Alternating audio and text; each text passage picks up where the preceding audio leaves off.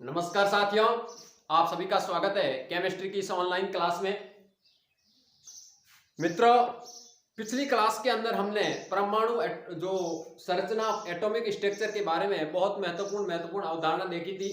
सबसे पहले मैंने आपको डाल्टन के बारे में बताया था, जिन्हें परमाणु का जनक कहा जाता है, और इसके साथ साथ मैंने आपको बताया था कि दो परमाणु मिलकर के अणु का निर्माण करते हैं, और अणु का निर्माण जो किया था परमाणु ने, जो डाल्टन थे, उन्होंने अणु की जगह किस शब्द का प्रयोग किया था? तो याद रखिएगा, यौगिक परमाणु। किसका शब्द का प्रयोग किया था? यौगिक परमाणु। ध्यान दीजिएगा, यहां से प्रश्न आ चुका है। दो परमाणु मिलकर के अणु का निर्माण करते हैं, लेकिन डाल्टन ने इस अणु शब्द की जगह किस शब्द का प्रयोग किया था? यौगिक परमाणु शब्द का प्रयोग किया था। उसके बाद मैंने आपको बताया था थॉमसन का परमाणु मॉडल, और थॉमसन के परमाणु मॉडल के अंदर, जिसे हम प्लम पुडिंग मॉडल कह सकते हैं, तरबूज मॉडल भी कह सकते हैं। और इसमें हमने देखा था कि जिस प्रकार से तरबूज के अंदर बीज धसे रहते हैं, उसी प्रकार से थॉमसन ने कहा कि परमाणु के अंदर इलेक्ट्रॉन धसे रहते हैं।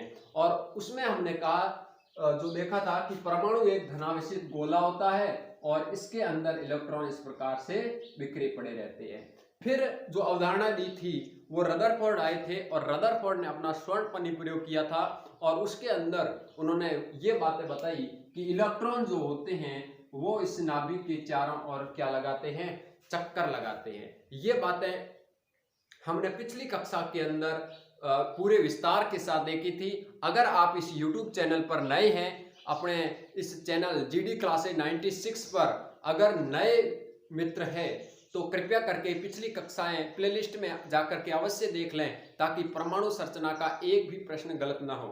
आज मैं आपको ले चलता हूं नील्स बोर की अवधारणा क्या थी, और इस यहां से अक्सर एग्जाम के अंदर प्रश्न पूछा जाता है। आज की क्लास काफी इंपॉर्टेंट होने वाली है। आप इस वीडियो में एंड तक बने रहिए, और जितनी भी मैं बातें इंपॉर्टेंट बताऊं आप कॉपी के अंदर नोट कीजिएगा, ताकि आपको बहुत बड़ा फायदा होने वाला है। नोट साथ साथ में बनाते रहिएगा, क्योंकि इस वीडियो परमाणु संरचना को एक बार पढ़ने से, मैं मानता हूं कुछ विद्यार्थी ऐसे भी होंगे जिसको 2 या 3 बार पढ़ने से कुछ याद होता है, तो आप अपना जो वीडियो है इसको थोड़ा पीछे लेकर के दोबारा देख सकते हो। आपके पास ये अपलोडिंग वीडियो हमेशा के लिए रहेगा। देखिएगा, नील्स बोर ने जो अपनी बात कही थी, सबसे पहले अपन ये देखेंगे कि नील्स बोर से पहले कौन थे? तो अपन ने देखा था रदरफोर्ड। रदरफोर्ड ने अपना स्वर्णपनी प्रयोग किया था, और उसमें एक उनकी कमी रह गई थी, परमाणु के अस्तित्व की व्याख्या नहीं कर पाए। उन्होंने ये कह दिया कि नाभिक के चारों तरफ इलेक्ट्रॉन चक्कर लगाते हैं, लेकिन उनका निश्चित जगह नहीं फिक्स की थी, और वो उनकी बहुत बड़ी कमी रह गई थी। इस कमी को दूर करने के लिए नील्स बोर जी आए, और इन्होंने एक बहुत ही महत्वपूर्ण बात कही। नील्स बोर, यहां से प्रश्न आ सकता है, याद रखिएगा, सबसे पहले परमाणु के अंदर कोश, या कहें तो कक्षा, सबसे पहले कोश या कक्षा की अगर किसी ने परमाणु में बात की है, तो वो किसने की है? नील्स बोर ने की है। प्रश्न आता है, यहां से नोट कीजिएगा, सबसे पहले परमाणु या कोश के बारे में अगर किसी ने चर्चा की, तो वो किसने की थी? नील्स बोर ने। इंग्लिश में कहें तो इसे सेल। नोट कीजिएगा, सबसे पहले कोश या कक्षा के बारे में बात करने वाले कौन थे? नील्स बोर थे।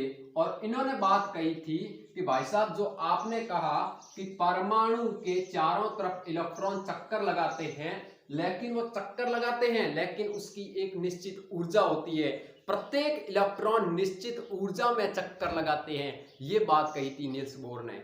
हम मानते हैं, नील्स बोर जी ने कहा कि हम मानते हैं कि इलेक्ट्रॉन परमाणु के नाभिक के चारों ओर चक्कर लगाते हैं, लेकिन उसकी निश्चित ऊर्जा होती है, अपनी औकात में चक्कर लगाते हैं। अगर मान लेते हैं किसी की ऊर्जा 5 किलोमीटर जाने की है यहाँ से, और वो दावा बोलता है कि मैं 15 या 20 किलोमीटर घूमकर आऊंगा, अगर उसकी ऊर्जा कम है तो बताइए वो कैसे जाएगा? उसी प्रकार से नील्स बोर ने कहा था कि अगर नाभिक के नजदीक, मतलब कम ऊर्जा वाला नाभिक के नजदीक रहेगा, जैसे जैसे वो नाभिक से दूर होता जाएगा इलेक्ट्रॉन, वैसे वैसे उसकी ऊर्जा भी क्या करेगी? बढ़ेगी। यहां से एक निष्कर्ष निकल करके आता है कि जिस कक्षा की इस प्रकार से निल्स बोर ने कहा था कि ये होती है कोश या कक्षा। इसकी भी एक निश्चित ऊर्जा होती है और इन्होंने कहा कि नाभिक के निकट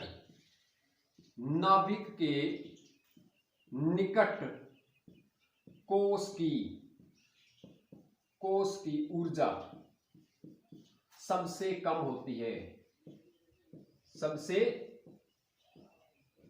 कम है। कारण देखिएगा, नाभिक के निकट है, इसका मतलब इसका रास्ता क्या है, बिल्कुल छोटा है। किसकी अपेक्षा, इस बड़े वाले की अपेक्षा इस नाभिक के पास में खड़ा कक्षा है, इसकी जो ऊर्जा है, इसका जो रास्ता है वो क्या है, बिल्कुल कम है। अगर पथ बिल्कुल कम है तो इसको दूरी कम तय करनी पड़ेगी, अगर दूरी तय कम करनी पड़ेगी तो ऊर्जा भी क्या है, बचत पड़ी है। हम कह सकते हैं इसकी ऊर्जा कम है, इसकी ऊर्जा इससे बड़ी है, इससे बड़ी है। कहने का मतलब इस प्रकार से जैसे जैसे, यहां पर एक मैं और लाइन लिखा रहा हूं, जैसे जैसे नाभिक से दूर जाने पर कोश की ऊर्जा बढ़ती है। अब यहां पर याद कीजिएगा, इतनी सारी बातें तो निल्स बोर ने कही और इसके साथ इन्होंने कहा जिस प्रकार से ये जैसे जैसे नाभिक से दूर जा रहा है और इनकी जो पथ है वो भी क्या कर रहा है, बढ़ रहा है। और इन्होंने इन कोशों को पर्सनल नाम दिए थे, अपने फेवरेट वर्ड हो सकते हैं, ठीक है। और उन्होंने अपना नाम दिया था, एक कोश का के, दूसरे का एल, तीसरे का एम और चौथे का एन, इस प्रकार से नाम दिया था, के एल एम और एन। आपका सवाल होगा यहां से जरूरी है क्या के एल एम एन रखो, तो उनके फेवरेट वर्ड हो सकते हैं। कोई यहाँ पर कोई शोधकर्ताओं के बारे में कोई निष्कर्ष नहीं निकल करके आया कि के का कोई पर्सनल कोई बात हो, ऐसा कुछ नहीं है। उन्होंने अपने फेवरेट वर्ड लिए हैं के एल एम एन और इसके आधार पर इन्होंने कहा कि जो प्रथम कोश है जो नाभिक के निकट है, इसको मैंने के नाम दिया, इसको एल, इसको एम और इसको एन। अब सवाल परीक्षा के अंदर किस प्रकार का पूछा जाता है, एग्जाम में कैसा प्रश्न आता है वो अब नोट कीजिएगा। क्या आता है, निम्न में से ऊर्जा क्रम बताइए, या ऊर्जा क्रम का सही जो लाइन कौन सी है। देखिएगा, आपको पता चल गया कि के जो बैठा है कोश वो नाभिक के निकट है, और मैंने अभी आपको कहा था नाभिक के निकट कोश की ऊर्जा सबसे कम होती है। इसका मतलब के की ऊर्जा इन सारे कोशों में से क्या होगी, सबसे कम होगी। समझ रहे हो ना, के की ऊर्जा तो सबसे कम हो गई, तो बताइए कि सबसे ज्यादा किसकी होगी। आप कहेंगे कि सबसे दूर कौन बैठा है, एन कोश बैठा है, तो इन कोशों में सबसे अधिक ऊर्जा किसकी होगी, एन कोश की होगी। अब प्रश्न आए तो आपका जवाब क्या होना चाहिए, देखिए इधर, जैसे जैसे यहां पर मैंने लिख दिया के एल एम और एन, जैसे जैसे मैं के से नीचे की तरफ जाऊंगा, या ऐसे मान लो के है, ये एल है, ये एम है और ये एन है। अब यहां समझने का प्रयास कीजिए, के की ऊर्जा तो क्या है, बिल्कुल कम, एन की उससे भी थोड़ी अधिक, एम की इनसे भी अधिक और एन की सबसे ज्यादा। ये क्रम याद रख लेना, परीक्षा के अंदर प्रश्न आ जाता है, फूल पत्ती बरसा देना इस प्रश्न पर। काफी अच्छा प्रश्न है। प्रश्न क्या पूछेंगे कि निम्न में से कोशों का सही क्रम ऊर्जा के आधार पर बताइए, तो आपका सवाल किस प्रकार का होगा, ऐसा होगा और इसका जवाब आपको देना है। मैंने ये सारी बातें आपको बता दी है। ये सारी बातें किसने की थी, ये सारी बातें की थी निल्स बोर ने। और ये कब आए थे, तो नोट कीजिएगा 1913 की बात है। 1913 में निल्स बोर ने कहा जो परमाणु है, सबसे पहले कोश या कक्षा की बात इन्होंने की, और इन्होंने ये भी कहा कि जो नाभिक के निकट कोश की ऊर्जा होगी वो सबसे कम होगी, और जैसे जैसे नाभिक से दूर जाएंगे तो कोश की ऊर्जा बढ़ेगी, ऊर्जा बढ़ेगी तो उसका आकार बड़ा होगा, आकार बड़ा होगा तो उसे दूरी भी ज्यादा तय करनी पड़ेगी। यह परमाणु के रूप में उन्होंने अवधारणा दी थी। सारी बातें आशा करूंगा आपको समझ में आई होगी। फटाफट नोट कीजिएगा, मैं आगे ले चलता हूं आपको एक महत्वपूर्ण पॉइंट जिसका नाम है सोमरफेल्ड।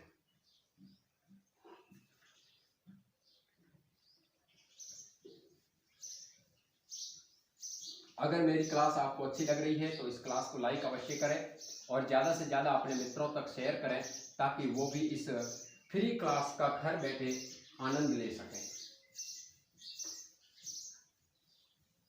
अब देखिएगा, अब बात आती है सोमरफेल्ड। सोमरफेल्ड बहुत ही इंपॉर्टेंट और यहां से प्रश्न भी आने की संभावना है। देखिएगा, सोमरफेल्ड ने क्या बात कही थी? सोमरफेल्ड ने कहा कि आपने तो, निल्स बोर ने तो बात कह करके चले गए कि परमाणु के चारों ओर निश्चित ऊर्जा में चक्कर लगाते हैं इलेक्ट्रॉन। अब निश्चित ऊर्जा में चक्कर लगाएंगे, इसका मतलब ये होगा कि वो अपनी ऊर्जा में क्या करेंगे, उस कक्षा में जैसे ही ऊर्जा पूरी होगी पुनः वो ऊर्जा नई रूप लेकर के उस चक्कर में लगाएंगे। इसका मतलब वो नब्बी के अंदर नहीं गिरेगा। ये बात पूरी प्रूव करके चले गए निल्स बोर। फिर रदरफोर्ड आए और रदरफोर्ड ने क्या कहा? रदरफोर्ड ने कहा कि आप जो कक्षाओं की बात कर रहे हो, आपने जो गोलाकार वर्ताकार के रूप में जो बात कही थी कि इस प्रकार से निश्चित कक्षाओं में चक्कर लगाते हैं, इन्होंने जवाब दिया, इन्होंने प्रश्न किया कि क्या यह जरूरी है वर्ताकार चक्कर लगाएगा? नहीं, कोई जरूरी नहीं है। यह वर्ताकार न होकर के दीर्घ वर्ताकार के रूप में भी चक्कर लगा सकते हैं। नोट कीजिएगा, बहुत ही इंपॉर्टेंट बात है। अगर प्रश्न आ जाए कि दीर्घ वर्ताकार के रूप में बात किसने की, तो इन्होंने ही की थी, सोमरफेल्ड ने। सोमरफेल्ड ने कहा कि जरूरी नहीं है कि जो कोष होते हैं, जो कक्षाएं होती है, वो वर्ताकार चक्कर लगाए, दीर्घ वर्ताकार के रूप में चक्कर भी लगा सकते हैं। दीर्घ वर्ताकार। आई बात समझ में? अब ये बात तो कह दी, इसके बाद प्रश्न आए तो आप याद कीजिएगा, सबसे पहले अगर किसी ने परमाणु में सब सेल की बात की है तो याद कीजिएगा, सबसे पहले उपकोष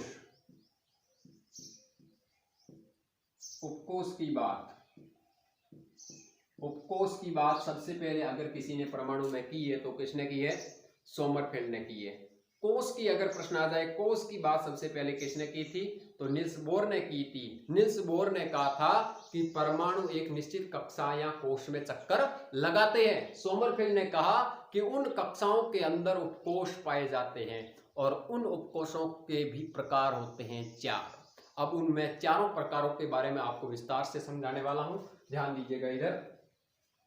सबसे पहले उपकोष कहें तो सबसेल, इसको ऐसे याद करो, सबसेल।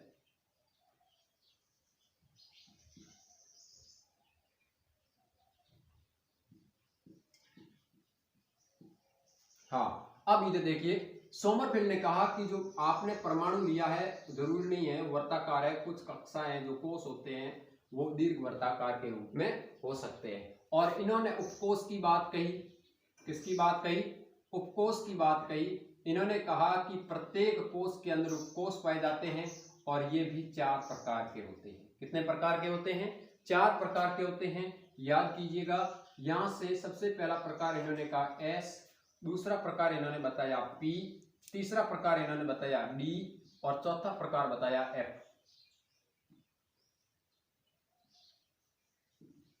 बड़े ही विस्तार से आपको पढ़ा रहा हूं और एग्जाम के अंदर, रेलवे के अंदर कई बार यहां से प्रश्न आ चुका है, तो आप इस वीडियो को आराम से देखिएगा और समझने का प्रयास कीजिएगा। मैं जितनी भी बातें बता रहा हूं वो काफी इंपॉर्टेंट प्रश्न हैं और एग्जाम किसी न किसी एग्जाम में जरूर आ चुके हैं। अब देखिएगा, सबसे पहले हमने निल्स बोर की बात की थी और निल्स बोर ने कहा था कि परमाणु में कोष होते हैं और वो कोष में इलेक्ट्रॉन निश्चित कक्षाओं में चक्कर लगाते हैं। और सोमरफेल्ड ने क्या कहा था कि उन कोषों के अंदर उपकोष पाए जाते हैं और वो भी कितने प्रकार के होते हैं? 4 प्रकार के होते हैं। अब यहां से याद कीजिएगा, जो कोष होते हैं, यहां पर मैं लिखवा रहा हूं, अपन ने बात की थी कोष की, कोष को या कक्षा के अंदर पाए जाते हैं उपकोष। क्या पाए जाते हैं? उपकोष या सबसेल। और इन उपकोष के अंदर पाए जाते हैं कक्षक। क्या पाए जाते हैं? ये नया नाम आ गया।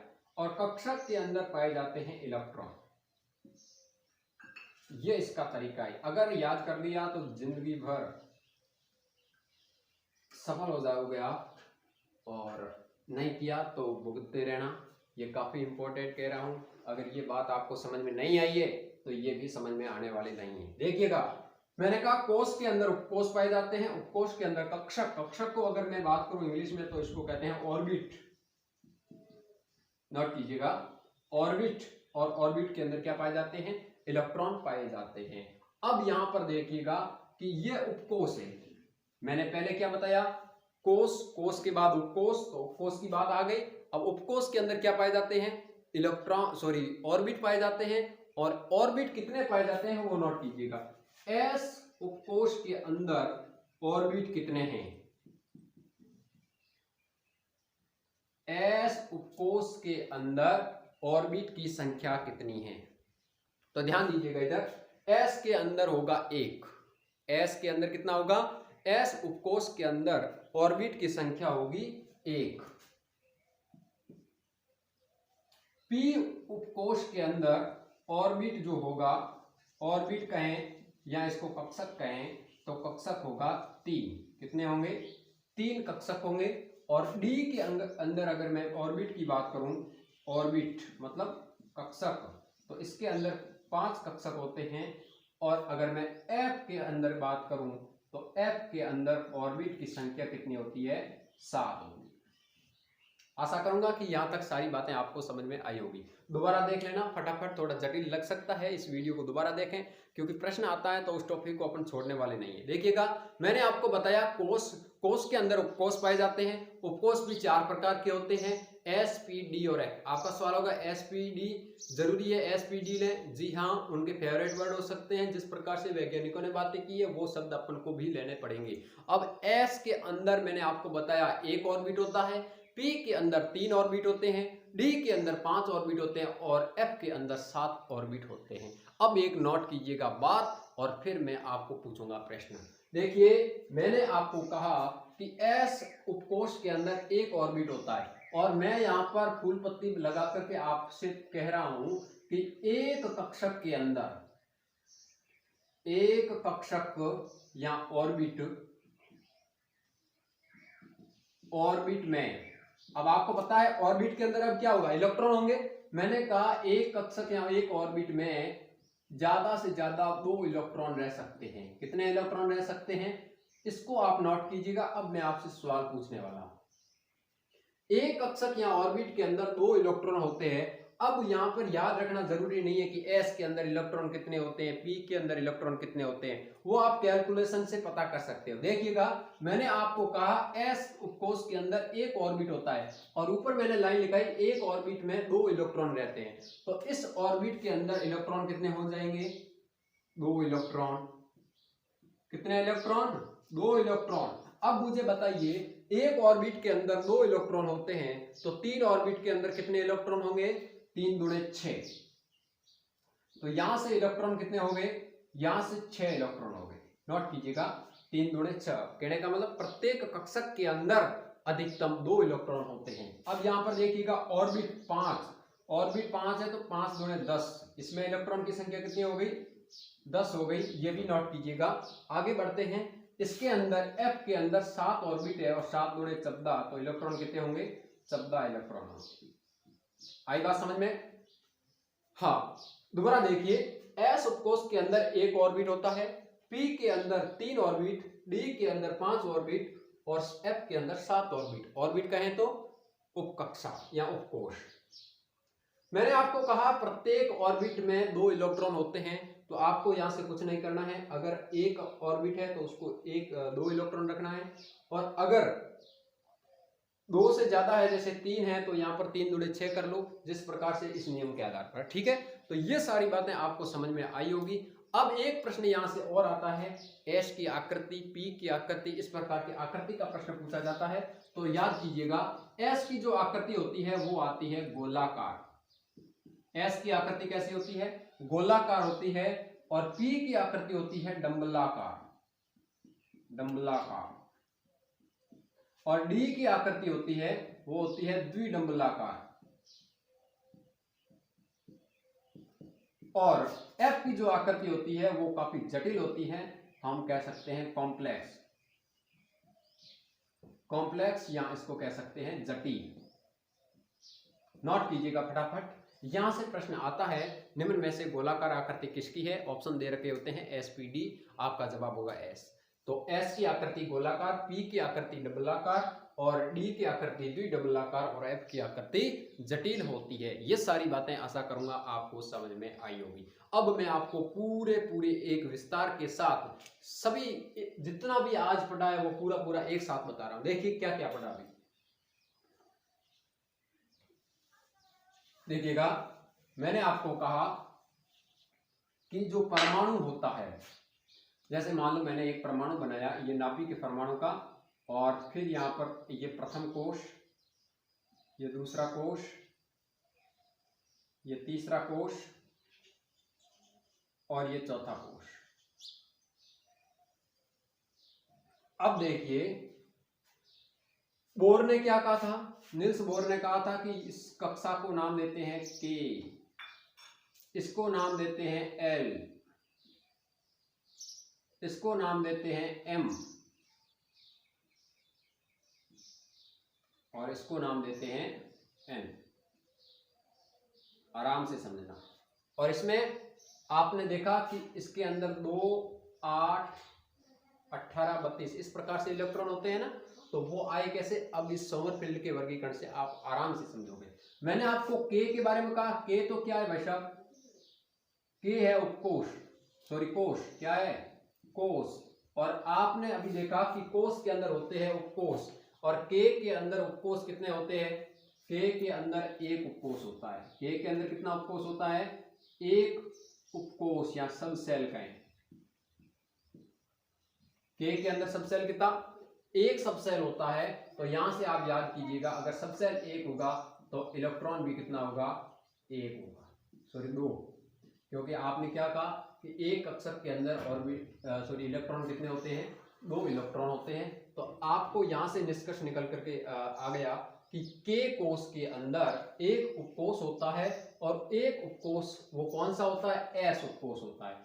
कौन सा होता है? S उपकोष होता है, और S उपकोष के अंदर 2 इलेक्ट्रॉन रहते हैं। आई बात समझ में? उसी प्रकार से आप L की बात करो तो L के अंदर 2 उपकोष होते हैं, S और P। कौन होते हैं? 2 उपकोष S और P होते हैं। अब मुझे बताइए कि S उपकोष के अंदर ऑर्बिट कितने होते हैं? 1। तो एक ऑर्बिट से इलेक्ट्रॉन कितने हो गए? यहां से इलेक्ट्रॉन निकाल रहा हूं, कैलकुलेशन आपको करना है। 2 तो इलेक्ट्रॉन ये इसके, और P के अंदर देखिएगा कितने ऑर्बिट होते हैं? 3 ऑर्बिट होते हैं, 3 दूनी 6, तो इसके इलेक्ट्रॉन कितने हो गए? 6। इसका मतलब 2 + 6 बराबर इलेक्ट्रॉन की संख्या कितनी आ गई? 8। याद कीजिएगा, काफी इंपॉर्टेंट प्रश्न है। अब अगर मैं आपसे पूछूं कि M के अंदर क्या होगा, तो ध्यान दीजिएगा, S हो गया, P हो गया, अब तीनों ही साथ में आएगा। S आएगा, P उपकोष और D उपकोष, ये तीनों ही किसमें रहेंगे? M कोष के अंदर रहेंगे। अब मुझे बताइए, अभी आपने कैलकुलेशन किया था कि S के अंदर जो इलेक्ट्रॉन होते हैं वो 2 होते हैं, P के अंदर इलेक्ट्रॉन होते हैं वो 6 होते हैं, D के अंदर जो इलेक्ट्रॉन होते हैं वो होते हैं 10। तो मुझे बताइए टोटल इलेक्ट्रॉन कितने हो गए? तो M कोष के अंदर टोटल इलेक्ट्रॉन 18 हो गए। कितने हो गए? 18 इलेक्ट्रॉन हो गए। अब आगे देखिएगा, लास्ट जो कोष बचा है इसके अंदर चारों कोष आएंगे, S, P, D और F। अब मुझे बताइए, अभी आपने कहा था कि S के अंदर 2 इलेक्ट्रॉन होते हैं, P के अंदर 6 इलेक्ट्रॉन होते हैं, D के अंदर 10 इलेक्ट्रॉन होते हैं, और F के अंदर कितने इलेक्ट्रॉन होते हैं? 14 इलेक्ट्रॉन होते हैं। अब नोट करके बताइए टोटल इलेक्ट्रॉन की संख्या कितनी होगी? कौन से कोष की बात कर रहा हूं? N कोष की बात कर रहा हूं। तो टोटल जब अपन योग करेंगे तो यहां से 18, 18 और ये 14, 32, तो टोटल इलेक्ट्रॉन कितने हो गए? 32। अब किसकी बात कर रहा हूं? पूरे परमाणु में इलेक्ट्रॉन 32 की बात नहीं कर रहा हूं, केवल N कोष के अंदर। तो L के अंदर कितनी हो गई? 8। यहां से आप जो पढ़ते हो छोटी कक्षाओं के अंदर देख रहे थे 2, 8, 18, 32, वो यहीं से निकल कर आया। देखिएगा, K के अंदर 2, L के अंदर 8, M के अंदर 18 और N के अंदर कितने इलेक्ट्रॉन हो गए? 32 इलेक्ट्रॉन हो गए। आशा करूंगा कि ये सारे के सारे आपको समझ में आए होंगे। एक बार मैं सुपरफास्ट रिवीजन की तरफ ले चलता हूं आपको। आज हमने क्या पढ़ा? देखिएगा, हमने निल्स बोर के बारे में देखा और निल्स बोर ने कहा कि परमाणु में जो इलेक्ट्रॉन होते हैं वो एक निश्चित कक्षाओं में निश्चित ऊर्जा में चक्कर लगाते हैं। जिसकी ऊर्जा कम होगी वो नाभिक के निकट रहेगा, मतलब उसका आकार छोटा होगा।